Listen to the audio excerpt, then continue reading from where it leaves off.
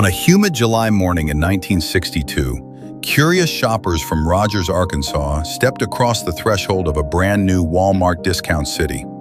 Most came for the sale on tube socks or garden hoses, but few realized they were witnessing the birth of a retail experiment that would one day touch 240 million customers a week, dictate global supply chain norms, and force governments to rewrite labor and tax codes. The 44-year-old proprietor, Sam Walton, flannel shirt, well-worn loafers, and a grin as wide as the Ozarks, hoped only to shave a few extra pennies off the area's already thin margins. He had no board of MBAs backing him, just a hunch that rural America hungered for the big city bargains migrating east and west along brand new highways. By nightfall, he had shattered the town's single-day retail record, and a retail revolution had quietly begun. Walton's talent for squeezing costs dated back to his stint running Ben Franklin variety stores after World War II. There he refined a deceptively simple playbook. Buy in bulk, accept slender profits, pass savings to the shopper and make it all up in sheer volume.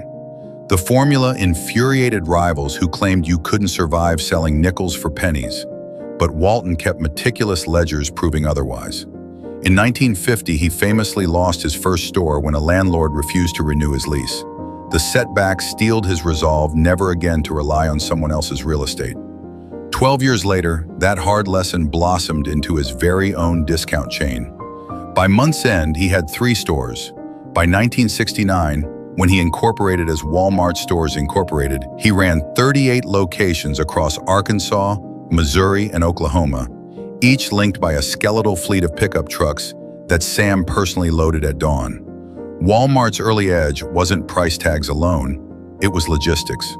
While department store buyers flew to New York once a season, Walton's team prowled supplier warehouses weekly and built a private distribution network that leapfrogged wholesalers. In 1970, he floated the company on the New York Stock Exchange, funneling IPO cash into a state-of-the-art warehouse in Bentonville and IBM mainframes that tracked every widget by SKU. Within 2 years, that data let Walmart shave inventory days from 39 to 26, freeing capital to open stores in Tennessee, Kentucky, and Texas, while competitors were still handwriting orders.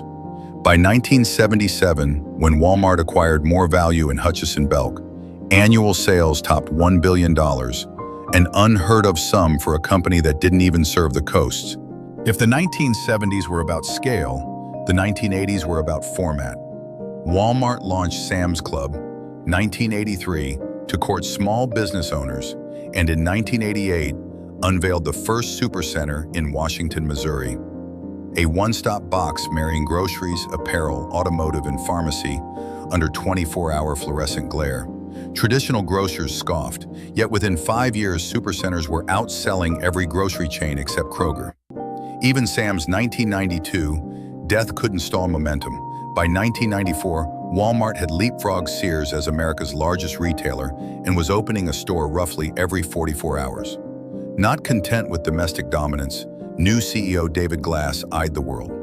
The first leap came in 1991 through a joint venture with Mexican retailer Cifra, today's Walmex, followed by entries into Canada, 1994, Argentina and Brazil, 1995, the United Kingdom via Asda, 1999, and Japan's Siu, 2002. Early missteps in Germany and South Korea proved that low prices alone could not offset cultural blind spots.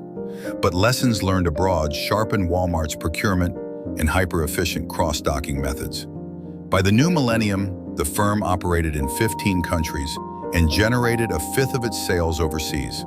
For all its physical mastery, Walmart stumbled online. Amazon's rise in the 2000s caught the Bentonville giant flat-footed. After a clunky in-house e-commerce site failed to inspire shoppers, new CEO Doug McMillon made a headline-grabbing bet: the $3 billion cash acquisition of Jet.com in 2016, luring founder Mark Lowry to lead digital strategy. Jet's dynamic pricing engine and 2-day delivery promise provided the blueprint for Walmart.com's relaunch and for services like online grocery pickup, which exploded from 100 to 3,000 stores in 3 years. 2 years later, Walmart stunned Wall Street again by paying $16 billion for a 77% stake in India's Flipkart, still the largest e-commerce deal in history.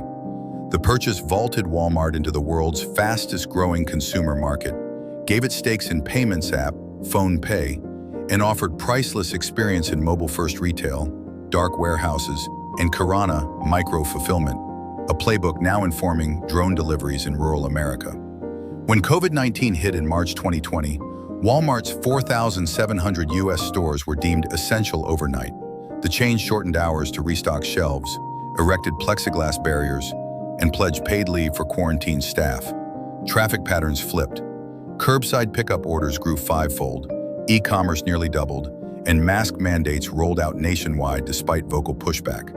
By year's end, digital sales had risen 97%, and the company hired 500,000 temporary associates, many from shuttered restaurants and hotels, reaffirming its status as America's shock absorber. The crisis accelerated tech ambitions.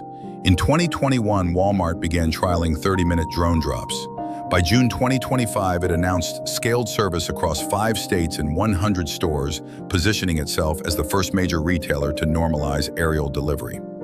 Parallel pilots in Gen AI-powered shelf scanning, cashierless Sam's Club exits, and smart cart checkout aim to claw back minutes from the average shopping trip and mountains of labor from payroll.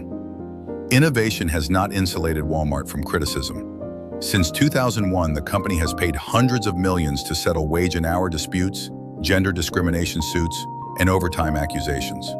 In 2024, it agreed to a $2.5 million federal settlement over uncompensated COVID screening time for 81,000 Arizona workers, underscoring the fine line it walks between relentless efficiency and human cost. Yet Walmart's size means even incremental pay raises, like its 2023 hike to a $14 average hourly wage, can reverberate across entire labor markets.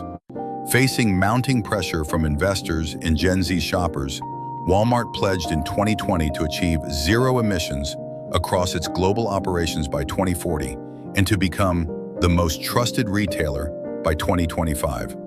The Walmart Foundation has since funneled over $43 million into pandemic relief, food insecurity programs, and disaster response, while Project Gigaton enlists suppliers to cut a cumulative 1 billion metric tons of greenhouse gases.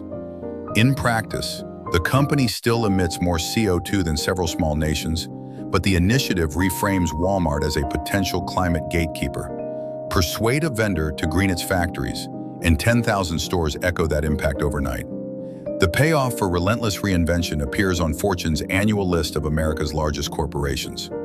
In 2025, Walmart notched its 13th straight year at number 1, racking up $676 billion in revenue and $6.6 billion in profit, barely edging a surging Amazon, but still larger than Costco, Kroger, and Target combined.